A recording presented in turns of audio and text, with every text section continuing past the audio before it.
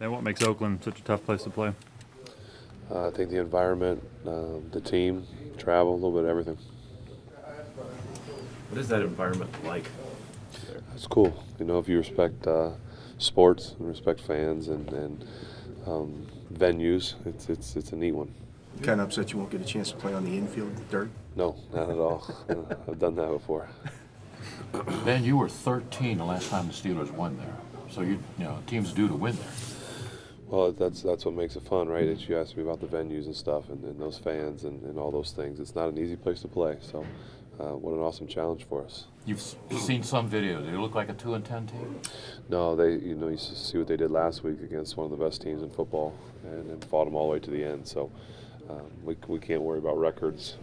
Like I said, I've never won there, so it's that becomes a challenge as well. You concerned about the running game? No. You know, we still got our linemen, and we've got some guys that are willing to step up and fill the void. What tweaks, if any, need to be made with James out? None. We'll have to, we'll put the plan together and go about our business. Hey Ben, Derwin James, what kind of challenge was he in that game? Did he do anything to disrupt you? I think that it was just, we were talking about last week and just they made more plays than we did, especially in the second half, played better than we did. So I don't know if there's anything in particular. But did he talk you out of running the ball and into? It seemed like the pass game was tantalizing the way they were playing. No, I don't think so. Ben, what have you seen from Ridley and Samuels that you like? Well, Ridley's a guy that's been around the league for a while, right? He's got some NFL experience, and has been here for a little bit now. And then Samuels is a guy that's kind of new to the game, and we a big body guy that we actually use a lot in the passing game. I mean, we have specific plays and packages with him because we want to throw the ball. So it'll be interesting to see how they want to use them, both of them going forward.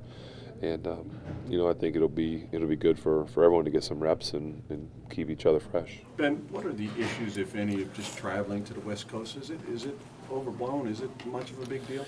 I've been doing it for a while, and I've heard other people talk about it. Whether you're going to elevation in Denver or going to the West Coast, and I know West, East, however you want to say it. But I've heard people say that if it's under 24 hours, it really doesn't affect your body. We've always gone at the same time as long as I've been here. This year we're going earlier in the day, and so I guess we're going to try something different. When you went to London, did you feel any effect there? That was one where I think we went like on a Thursday. I mean, we went very late, and you felt it because the other team, I think, Minnesota went earlier, and I think that's when you're going that far and you're going through time zones and different days. I think that's smarter to have more time. But we definitely felt that one. I did. Ben, can you talk about the urgency of this final stretch of games and the fact that you control your own destiny? If you win, you don't have to worry about anything else. Well, it's the fourth quarter of the season, and we know how important that is, that you need to be playing your best football in December and going into January. So this is a big stretch for us, and we're playing some really good football teams and going on the road and playing good ones at home, playing good ones on the road. So this is an awesome test for us if we want to be a playoff caliber football team and make the playoffs, and we need to have this kind of stretch. How many production meetings did you have with John Gruden over the years, and can he glean anything out of those? I had a few, I'm sure, and he's one of those guys that everyone knows spends hours and hours in film and all those kind of things. So I don't know if production meetings are going to if he can lean on any of those things, but we'll see. Touch of flu or cold? Something. I don't know what it is. Yeah. Ben, Aaron Rodgers and Mike McCarthy were together for a long time before the Packers made the move. What, in your experience, what's the importance of a quarterback-head coach relationship? Communication, just like any good relationship. You've got to be able to communicate with each other, and I think that's what also makes a successful marriage. How does that play out with you and Mike week to week? I think we communicate well.